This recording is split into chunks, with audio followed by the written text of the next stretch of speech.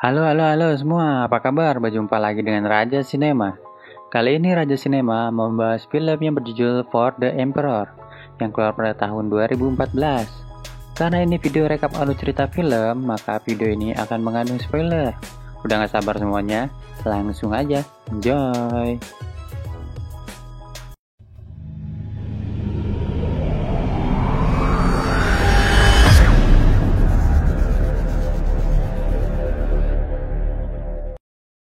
Di awal film, kita akan diperlihatkan dua buah mobil yang berisikan para anggota gangster. Di dalam mobil itu, nampak seorang pemuda yang sedang memikirkan sesuatu. Lalu pemuda itu keluar dari sebuah mobil dengan membawa sebuah pisau di tangannya. Dia dan beberapa anggota lainnya berencana menyerang sebuah hotel. Pemuda ini bernama Li Huan. Ia merupakan ketua dari gangster tersebut. Huan berjalan sendirian menuju pintu hotel, sedangkan anak buahnya berpencar mencari jalan lain. Huan kemudian bertemu dengan dua orang penjaga di sana. Tanpa waktu lama, Huan berhasil menghabisi dua penjaga tersebut.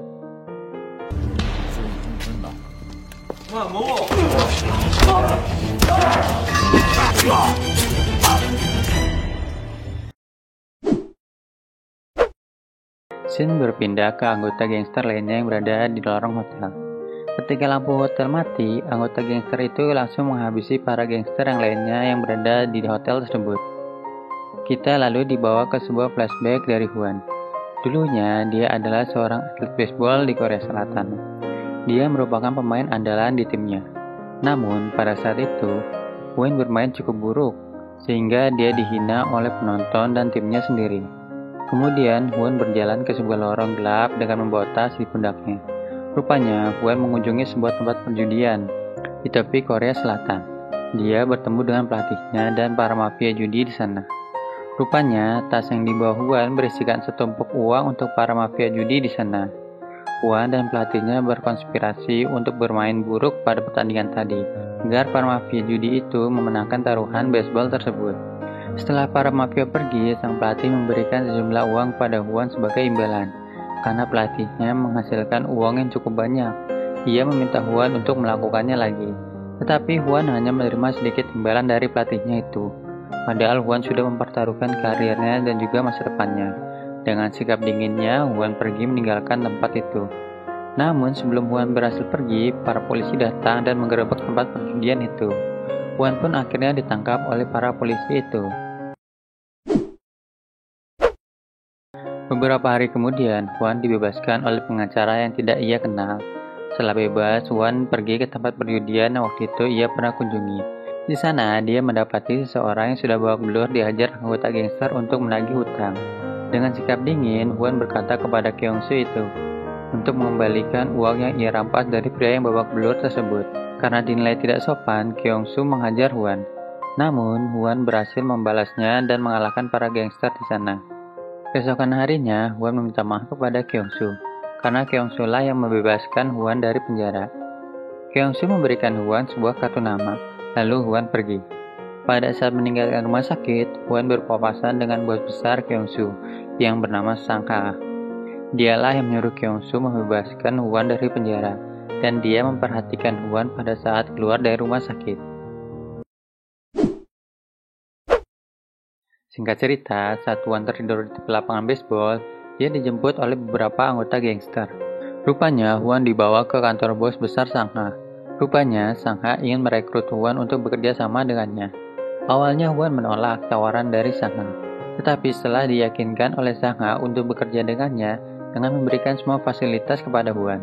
Karena hal itu, Huan pun menerima tawaran tersebut. Huan kemudian melakukan pekerjaan pertamanya dengan menagih hutang kepada mantan preman yang berjulukan Rockfish, yang sekarang bekerja sebagai pedagang ikan di sebuah pelabuhan.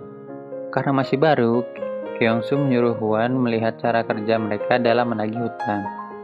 Karena Rockfish yang sangat kuat, Kyung-soo dan anak buahnya tidak bisa menagih hutangnya. Kemudian Huan pun datang. Dengan sikap dinginnya, ia menantang Rockfish dan dia mampu menghajar mantan preman itu sampai habis.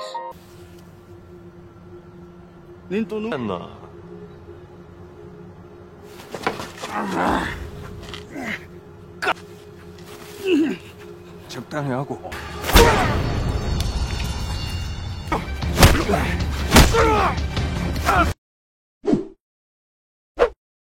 Kemudian Huan dan Kyungsoo membawa uang yang ditagihnya dari Rockfish kepada bos Sangha. Kemudian Sangha memberikan imbalan kepada Huan, namun Huan mengembalikan uang tersebut dan berkata kalau urusannya dengan bos Sangha sudah selesai. Ketika hendak pergi, Sangha meminta Huan untuk tetap bekerja bersamanya dan akan membiayai semua kebutuhan Huan. Keesokan harinya, Huan dibawa ke sebuah bar untuk merayakan masuknya Huan menjadi bagian gangster tersebut. Di sana, Huan bertemu dengan wanita cantik dan bohai yang menarik perhatiannya bernama Nona Cha.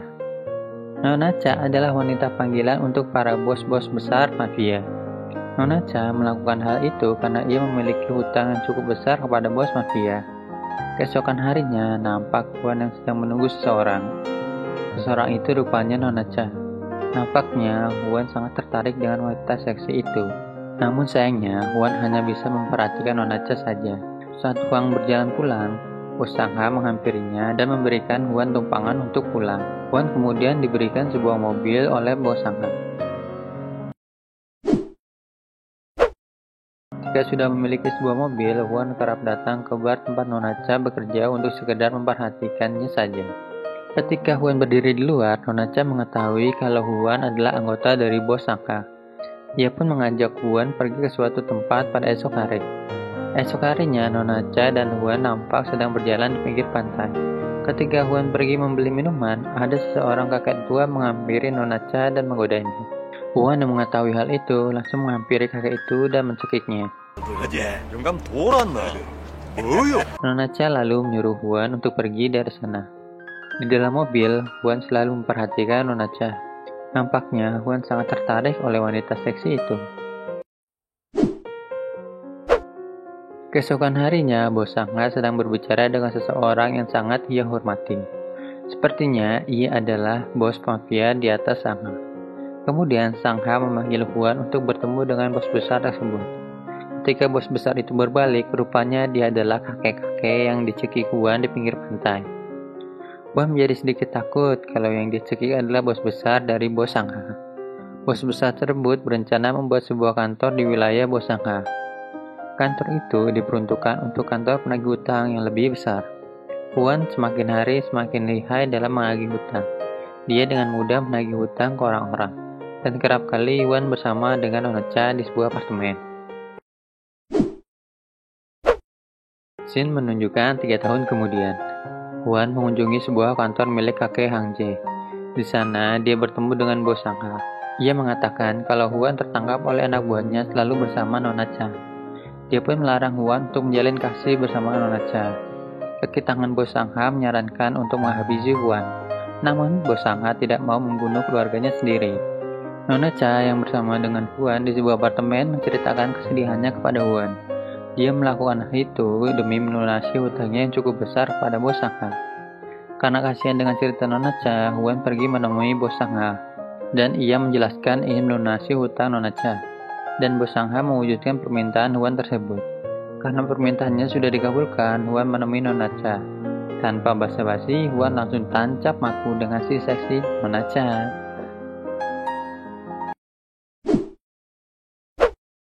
Kemudian kita diperlihatkan saat bos Sangha dan kakek tua yang sedang diserang di tengah perjalanan. Para gangster tersebut rupanya anak buah dari Carter.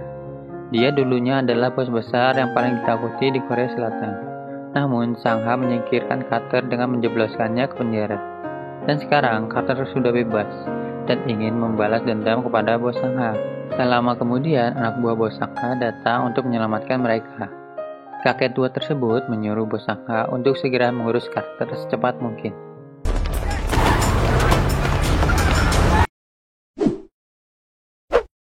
Keesokan harinya, bos Sangha mendatangi Nona Cha dan menyuruhnya pergi dari kehidupan Huan. Bos Sangha beranggapan kalau Nona Cha lah yang membuat kinerja Huan buruk. Dan di malam harinya, kita diperlihatkan 2 buah mobil menuju sebuah hotel di awal film ini.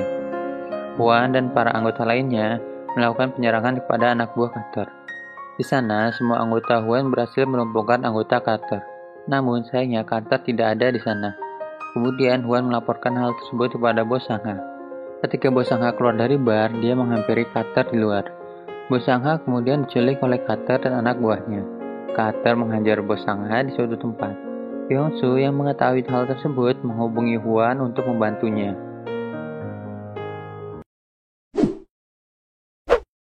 Tak lama kemudian, Hwan pun datang untuk menolong Bos Sangha. Hwan yang awalnya babak belur berhasil membalikkan keadaan dan menghajar Carter hingga tewas.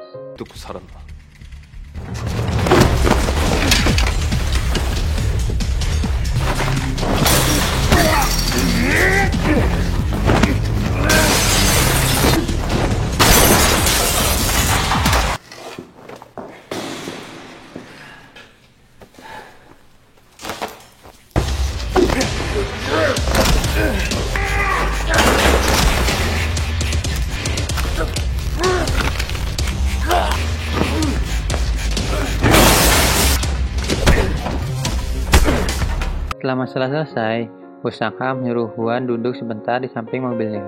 Keesokan harinya, Hwan yang berada di dermaga diserang anak buah Carter yang menyamar sebagai pemancing. Ketika Hwan sedang berkelahi sendirian, Bos Sangha datang untuk menolong Hwan yang sedang dikeroyok. Mereka pun berhasil menghabisi anak buah Carter. Kemudian Hwan membawa Bos Sangha menggunakan kapal.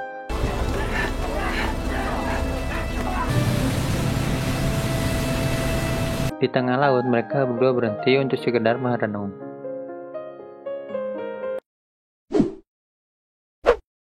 Di akhir film, Bos Sangha pun menceritakan masa lalunya kepada Hwan. Pada masa lalunya, dia menyerang sebuah tempat bersama anak buahnya. Pada saat itu, dia melihat anak kecil yang dengan berani menghajar anak buah Bos Sangha. Namun, anak kecil itu malah dihajar anak buah Bos Sangha. Bos Sangha melerai anak kecil itu dan mengembalikan bola baseball anak itu, di mana bola baseball itu bertuliskan Lee Hwan. Rupanya itu adalah Hwan pada saat masih kecil. Dan pada saat itu, Bos Sangha mulai tertarik untuk merekrut Hwan bekerja dengannya. Dan film pun berakhir.